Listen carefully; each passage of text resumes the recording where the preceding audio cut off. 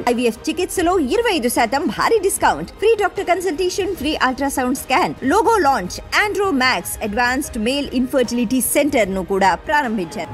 Welcome to PD TV. నూతనంగా ఏర్పడినటువంటి ప్రభుత్వం వాలంటీర్ వ్యవస్థ గురించి ఎలాంటి నిర్ణయం తీసుకోకపోవడంతో వాలంటీర్లంతా చలో విజయవాడకు పిలుపునివ్వడం జరిగింది. ఈ రోజున చలో విజయవాడకు పిలుపునిస్తూ కూడా తమ నిరసన ప్రభుత్వం దృష్టికి తీసుకెళ్లే విధంగా నిర్ణయం అయితే తీసుకోవడం జరిగింది. అయితే వాలంటీర్లంతా కూడా చలో విజయవాడకు పిలుపునివ్వడంతో పోలీసు యంత్రాంగం అప్రమత్తం కావడం జరిగింది. మొత్తంగా విజయవాడ అంతటా కూడా పోలీసులు పహారా కాస్తూ ఎక్కడ కూడా వాలంటీర్లు రోడ్డు మీదకు వచ్చి నిరసన తెలియజేసేందుకు అవకాశం లేకోకుండా సెక్షన్ 144 అయితే విధించడం జరిగింది.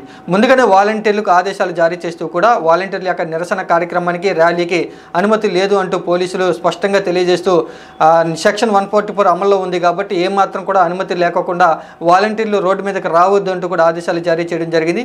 ఈరోజు ఉదయం నుంచి కూడా పోలీసులంతా విజయవాడలో ఉన్నటువంటి రైల్వే స్టేషన్, బస్టాండ్ అంతా కూడా 144 సెక్షన్ విధిస్తూ పహారా కాస్తూ ఉన్నారు. వాలంటీర్లు ఎక్కడ కనిపించినా కూడా వారిని ముందస్తు అరెస్ట్ చేసేందుకు నిర్ణయం తీసుకుంటూ కూడా ముందస్తు భద్రతా చర్యలు అయితే తీసుకున్నారు.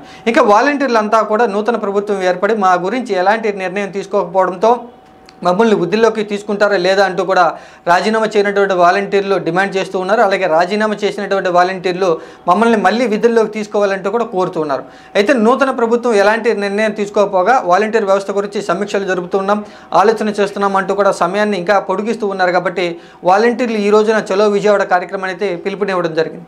ఇంకా వాలంటీర్లు చలో విజయవాడకు పిలుపునివ్వడంతో పోలీసులంతా కూడా ముందస్తుగా అప్రమత్తమయ్యి 144 సెక్షన్ విధిస్తూ కూడా ఎక్కడా కూడా ర్యాలీకి అనుమతి లేదంటూ కూడా స్పష్టమైన ఆదేశాలు జారీ చేయడంతో ఈ రోజున ఏం జరగబోతుందో విజయవాడలో అంటూ కూడా అందరూ ఆసక్తిగా గమనిస్తూ ఉన్నారు. వాలంటీర్లు విజయవాడ రోడ్ల మీదకు వచ్చి చలో విజయవాడ ర్యాలీకి విజయవంతం చేస్తారా లేదా పోలీసులు ముందస్తుగా 144 సెక్షన్ విధించారు కాబట్టి భద్రతా చర్యల్లో భాగంగా వారిని ముందస్తు అరెస్ట్ చేస్తారంటూ అందరూ కూడా చర్చించుకుంటూ ఉన్నారు.